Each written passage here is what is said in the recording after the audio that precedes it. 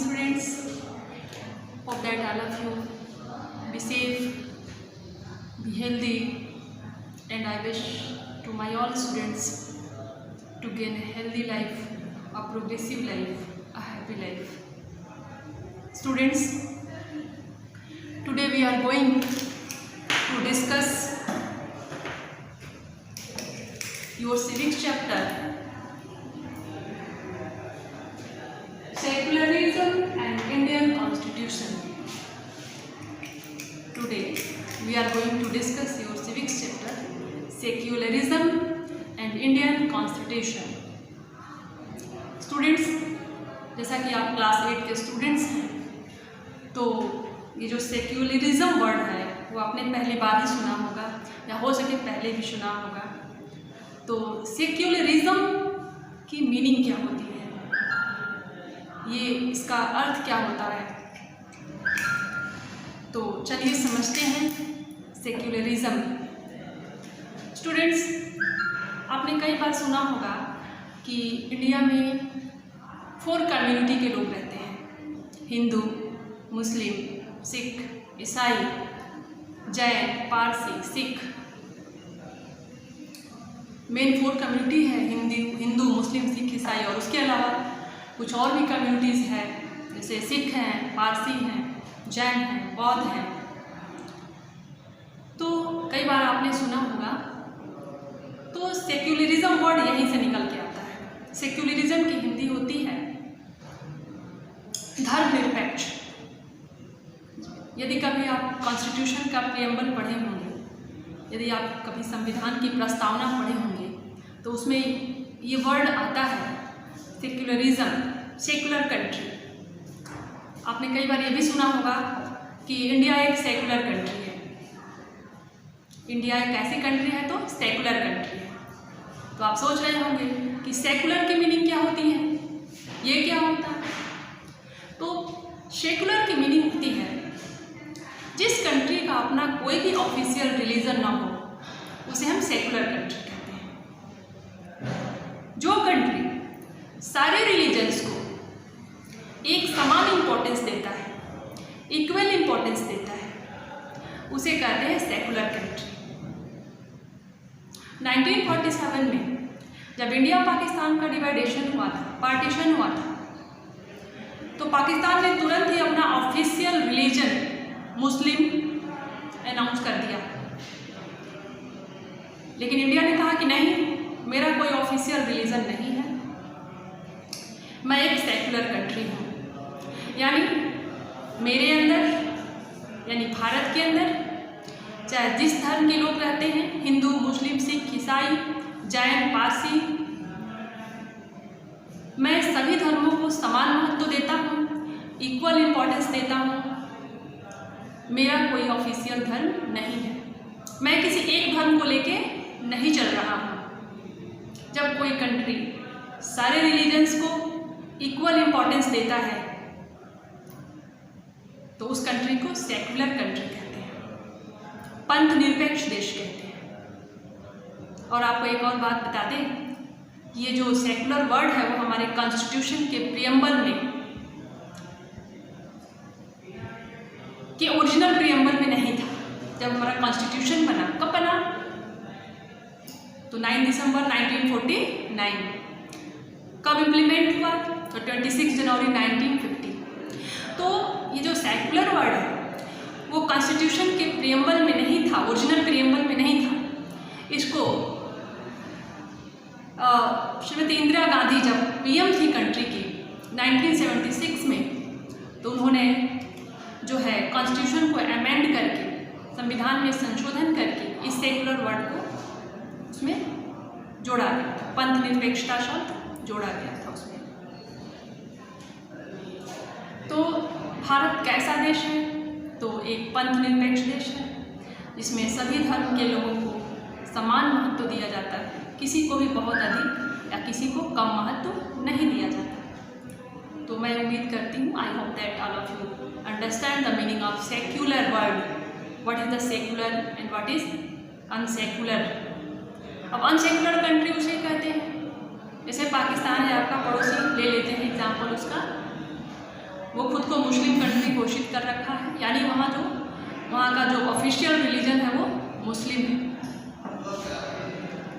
तो इसी कॉन्टेक्स्ट में अब हम आगे बढ़ेंगे और सेकुलर वर्ड को थोड़ा सा और डिटेल में समझेंगे, थोड़ा सा इसके बृहद रूप में समझेंगे। आइए चलते हैं। तो अब इस सेकुलर को समझने के लिए हम स्टोरी ऑफ श्रीलंका की एक स्टोरी पढ़ेंगे। श्रीलंका का लोकेशन आप देखते होंगे मैप में, जस्ट ये भी हमारा पड़ोसी देश है। इंडिया के बिल्कुल साउथ में जो एक गोल सा कन्याकुमारी के नीचे जो एक बिंदु है वो है श्रीलंका। तो श्रीलंका की कहानी पढ़ते हैं इस सेकुलर वर्ड को समझने के लिए। श्रीलंका में क्या हुआ था, तो देखिए अब जैसे हमारी कंट्री में, भारत में कई सारे धर्म को मानने वाले लोग रहते हैं, वैसे श्रीलंका में भी कई सारे धर्मों को मानने वाले लोग रहते हैं।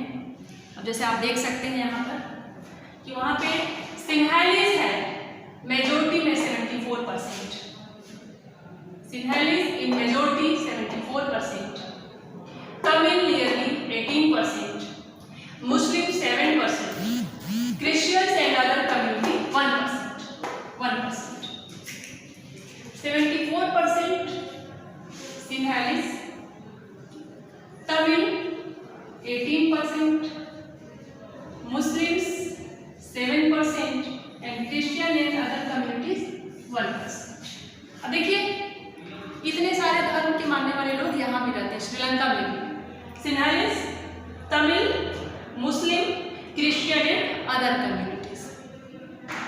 अब आप एक जगह और कंफ्यूज होंगे, यहाँ एक वर्ड है मेजोरिटी, एक वर्ड यहाँ आ गया मेजोरिटी।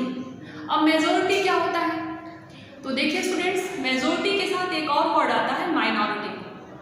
मेजोरिटी क्या होता है, तो जिस देश में, जिस किसी कंट्री में जिस रिलीजन को मानने वालों की संख्या सबसे अधिक होती है उसे उस कंट्री की मेजोरिटी कहा जाता है। जैसे इंडिया में फॉर एग्जांपल लेते हैं, for example in India, so Hindus are in the majority. सबसे ज़्यादा हिंदू धर्म को मानने वाले लोग इंडिया में रहते हैं, तो यहाँ हिंदू मेजोरिटी में है। ठीक उसी तरीके से श्रीलंका में सिंहलीज मेजोरिटी में है, यानी सिंहलीज की पॉपुलेशन कितनी है 74%, अकेले 74% सिंहलीज हो रहे श्रीलंका में। तो इन्हें क्या कहा जाएगा कि श्रीलंका में मेजोरिटी में कौन है, तो सिंहलीज है। ओके स्टूडेंट्स, और माइनॉरिटी आप जानते हैं, जिनकी संख्या कम हो, जिस धर्म को मानने वालों की संख्या कम हो उन्हें माइनॉरिटी में गिनती करते हैं, और जिस धर्म को मानने वाले की संख्या अधिक हो उन्हें मेजोरिटी में गिनती करते हैं। उम्मीद है ये सारी चीज़ें आपको स्पष्ट हो गई होंगी। तो चलिए आगे चलते हैं। अब तमिल यहाँ कितने परसेंट में है, तो 18% में है, यानी तमिल किसमें होंगे, तब माइनॉरिटी में। ये 74% में है सिंहलीज मेजोरिटी, तमिल किसमें होंगे, माइनॉरिटी में। मुस्लिम 7%, ये भी माइनॉरिटी में। क्रिश्चियंस एंड अदर कम्युनिटीज 1% में, ये भी माइनॉरिटीज में। तो आप समझ रहे होंगे कि मेजोरिटी क्या होता है, माइनॉरिटी क्या होता है, और सेकुलर वर्ड कहाँ से आया और क्यों आया।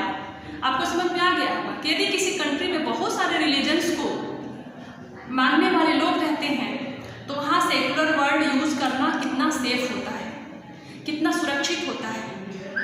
सेकुलरिटी को अप्लाई करना बहुत ही सुरक्षित होता है यदि किसी कंट्री में बहुत सारे रिलीजन्स को मानने वाले लोग रहते हैं, जैसा कि इंडिया ने खुद को सेकुलर कंट्री कहा है, या हमारे कॉन्स्टिट्यूशन के प्रियम्बल में ही आपको सेकुलर वर्ड मिलेगा।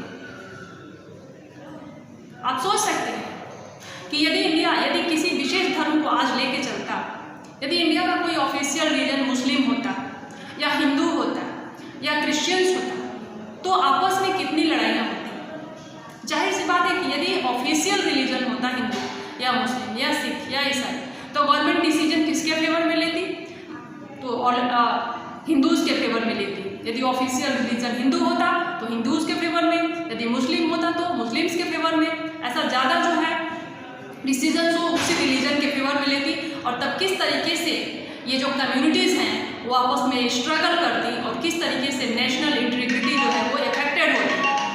स्टूडेंट्स, आप समझ सकते हैं कि जो राष्ट्रीय एकता है वो किस तरीके से बाधित होती। इसलिए भारत ने जो है कौन सा धर्म, क्या वर्ड अपनाया हुआ है, तो सेक्युलर वर्ड। थोड़ा इंतजार कीजिए, मैं एक सेकंड।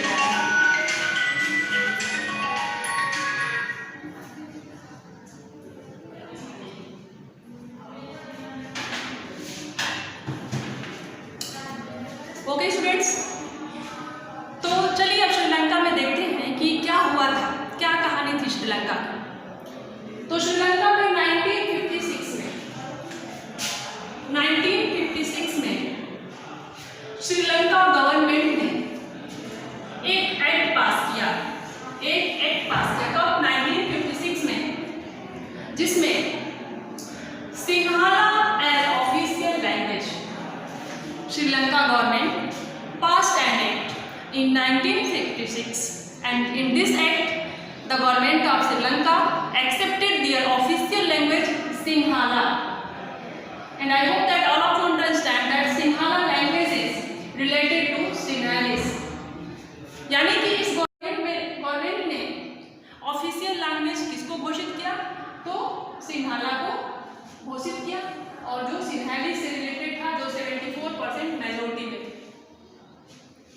यानी कि श्रीलंकाई गवर्नमेंट ने अपना ऑफिशियल रिलीजन सिंहलीज अनाउंस कर दिया। अब देखिए कैसे लड़ाई होगी आगे। जो बाकी के जो ग्रुप्स हैं, अब जैसे तमिल हैं, तमिल यानी जो 18% थे, तो ये ग्रुप जो है अब इससे गवर्नमेंट से अनसेटिस्फाइड होंगे और ये लड़ाई काफ़ी लंबी चलेगी। ओके स्टूडेंट्स,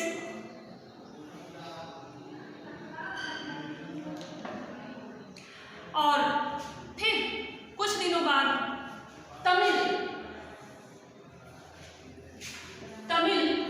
जो माइनॉरिटी में थे, उन्हें ये फील हुआ कि हम लोगों को अब गवर्नमेंट जॉब में भी डिस्क्रिमिनेट किया जा रहा है और बाकी चीज़ों में भी डिस्क्रिमिनेट किया जा रहा है।